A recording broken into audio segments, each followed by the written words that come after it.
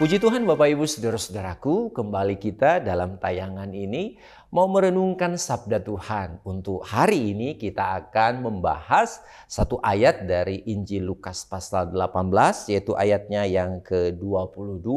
Tapi sebelum kita baca Alkitab dan merenungannya, mari kita berdoa. Ya Tuhan Allah, kami orang-orang yang berdosa. Kami mohon Tuhan layakkan kami agar kami boleh menerima firman Tuhan yang kiranya itu mengubah hidup kami. Sehingga hidup kami boleh kami persembahkan kepada Tuhan. Kami memuliakan Tuhan dengan tubuh kami. Dalam nama Yesus Kristus kami berdoa. Amin. Ya, ayatnya yang ke-22 dari Lukas pasal 18, firman Tuhan saya bacakan. Mendengar itu, Yesus berkata kepadanya, "Tinggal satu kekuranganmu. Jualah segala yang kau miliki dan bagi-bagikanlah itu kepada orang-orang miskin. Maka engkau akan memiliki harta di surga.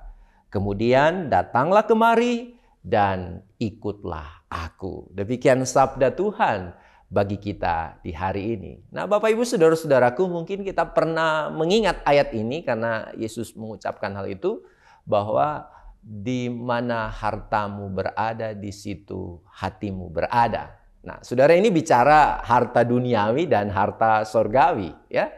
Jadi ketika di mana harta kita arahkan ke situ, ya hati kita juga ada di sana. Nah, menarik saudara-saudaraku, dalam bagian Alkitab ini ketika kemudian sang pemimpin ini yang mau cari jawaban atas pertanyaannya soal bagaimana memperoleh kehidupan yang kekal, lalu kemudian dia berkata bahwa segala perintah Tuhan aku telah lakukan itu sejak masa mudaku. Dalam bagian Alkitab ini Yesus kemudian berkata, masih ada satu kekuranganmu. Ya, yaitu apa? Menjual harta milikmu dan dibagikan kepada mereka yang membutuhkan. Dalam catatan Alkitab bahwa orang yang bertanya kepada Yesus ini soal kehidupan yang kekal ini adalah seorang pemimpin dan dia seorang yang kaya. Saudaraku bisa bayangkan seorang pemimpin dan kemudian seorang yang kaya. Hidupnya sudah mapan, saudara-saudaraku. Harta duniawi ada padanya. Tapi dia kekurangan satu hal, yaitu bicara soal harta surgawi. Dan ini yang menimbulkan kegelisahan di tengah kenyamanan duniawi yang dia miliki. Ada satu pertanyaan yang dia ingin cari tahu, yaitu bagaimana dia bisa memperoleh kehidupan yang kekal. Nah, saudara-saudaraku yang terkasih di dalam Tuhan, di dunia ini kita sering melihat begitu banyak orang mengejar harta duniawi dan pada akhirnya melupakan harta yang harus sebenarnya kita miliki, yaitu harta surgawi. Terlalu banyak tenaga kita terkuras hanya untuk mengumpulkan hal-hal yang bersifat materi di dunia. Dan karena kita fokus untuk mengejar hal-hal yang bersifat duniawi, kita lupa pada hal yang bersifat surgawi, yaitu kekekalan. Kita mengejar hal-hal yang bersifat fana dan sementara. Akhirnya kita melupakan hal yang seharusnya kita dapat, yaitu kehidupan yang kekal.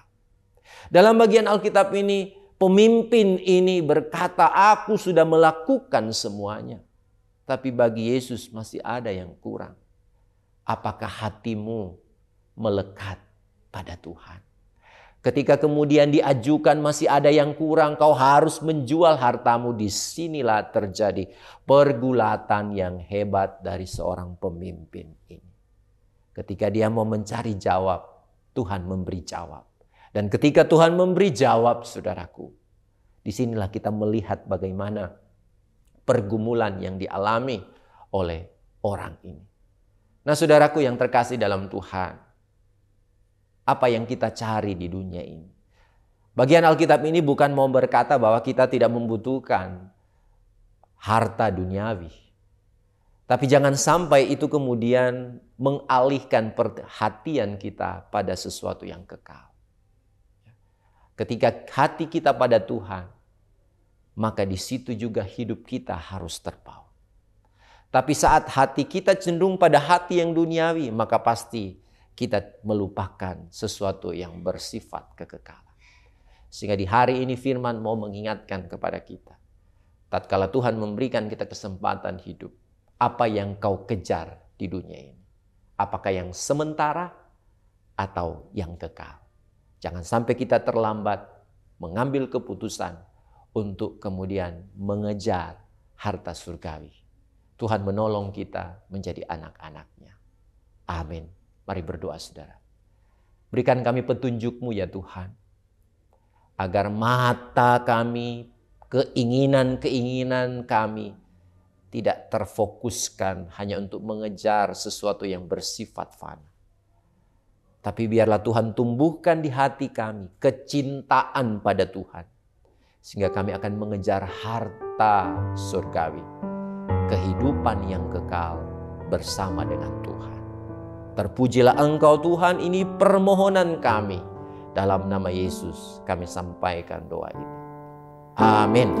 Inilah yang ku renungkan.